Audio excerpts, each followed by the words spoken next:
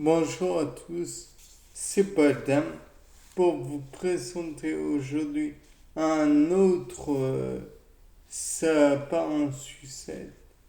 Comme d'habitude, ça va partir en sucette. La question est que je me pose en tout cas, que se passerait-il si on retrouvait des graines dans les tourbières ou d'autres choses comme ça? Puisque dans les tourbières, on arrive à retrouver des squelettes complets et très bien conservés, puisque c'est un milieu très acide, donc très difficile d'être décomposé par les micro-organismes. Donc de ce fait, il me paraît impossible de décomposer des graines ou même comme on sait que le pollen peut entrer en contact avec des ovocytes, qu'est-ce qui les empêche d'entrer en contact justement et à terme de donner des graines. Et les graines, qu'est-ce qui les empêcherait à terme de revenir à la surface ou qu'on les ramène à la surface et donc de pouvoir se développer racinairement parlant et donc à la suite du développement des racines peut-être vont-elles pouvoir germer à la surface et donc donner des plantes quelconques, je ne sais pas. Toujours est-il que on a bien réussi, je crois, à faire germer les graines qui étaient entre les pierres de pyramide. Donc, pourquoi n'arriverions-nous pas à faire germer des graines qui sont piégées dans les tourbes?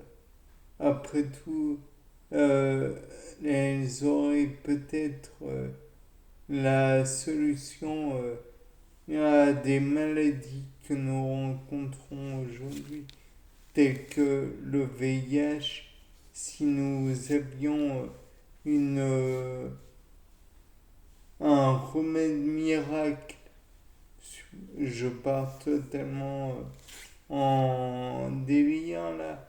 Peut-être qu'elles auraient des remèdes miracles contre le VIH donc, ou contre des cancers ou autres. Et qui sait, peut-être même contre la sclérose en plaques. Ah, si vous cherchez, j'ai déjà dû faire un épisode de Sabbat en sucette sur la sclérose en plaques. Mais bon, là n'est pas la question. Peut-être que elle permettrait aussi de faire diminuer les, comment dire, le taux de dioxyde de carbone qu'il y a dans l'atmosphère au moment où je vous parle, sachant que il y a je ne sais pas combien de pourcentage de dioxyde de carbone, un truc genre 0,06% de dioxyde de carbone pour une vingtaine de pourcents de dioxygène. De plus, on pourrait se demander si il pousse, peut-être qu'il deviendrait des niches propices au développement d'animaux, d'oiseaux, et etc., qui sont en voie de disparition.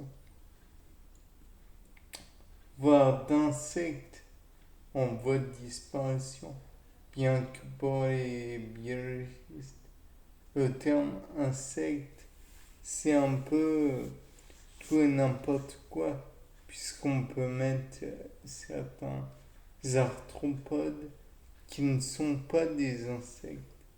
Et on peut y mettre ou des qui ne sont en fait pas comme les araignées. Les araignées ne sont pas, enfin bref, peu importe, de toute façon. Le fait est que si on cherche, on ne va pas trouver vraiment d'insectes à proprement parler.